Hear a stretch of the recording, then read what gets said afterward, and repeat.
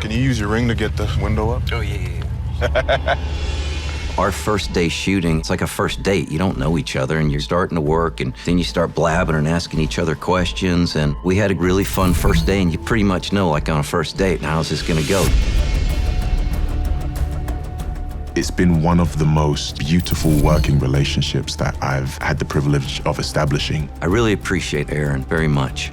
Probably diametrically opposed as people, the way we grew up and who we are and this, and I think that was great for the show. I'm coming to this every time you say sir, it sounds more and more like fuck you.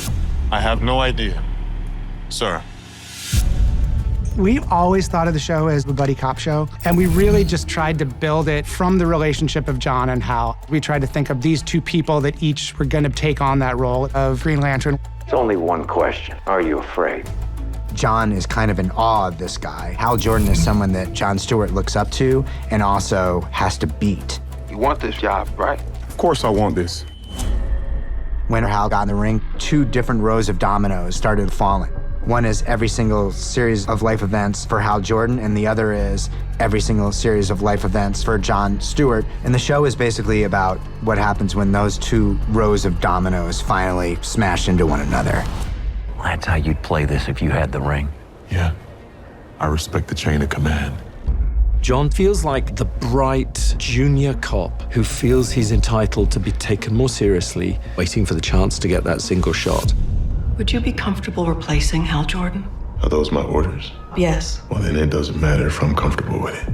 Hal has a lot of insecurities about can he be replaced and can he not be replaced, that mix with his arrogance, that mix with his well-earned confidence. I don't give a flying fuck what you're hoping for, but I'm guessing it's this ring right here.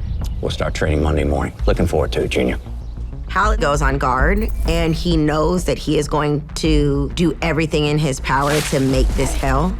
What the fuck? It's time to get up, Junior. So in some ways, I think it actually fuels Hal. There we go. You went for that. I mean, we have this very particular friendship. We're always laughing and just trying to create the most light and joyful environment as possible. He also knows what makes me laugh. He can be very deadpan humor, but I find that hilarious. You got the voice of the fucking lion here. Man, I like to talk and have a good time, and I just bother him, which works out great for the show because Hal is sort of a fast talker and always trying to put him down. I could really piss him off while we were shooting, but off camera, then he's just started making fun of my age. Hey, Mike. Gilligan's Island, what was the name of the guy in the plane? Wrong Way, Ronway or something? Remember that? Yeah, we remember that, Kyle. Oh, sorry. Yes, they're superheroes, but in real life, I know these guys. I know Hal Jordan. I know John Stewart, and they embrace every single aspect of their humanity, and I think that's what makes them tangible. Did you just use that ring to counterfeit money? No, I manifested money with the power of my will.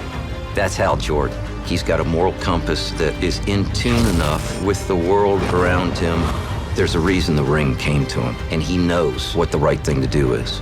The only problem is, sometimes it's not right. I know you're probably planning on just flying in, and I don't want to tell you how to do your job. Well, then don't.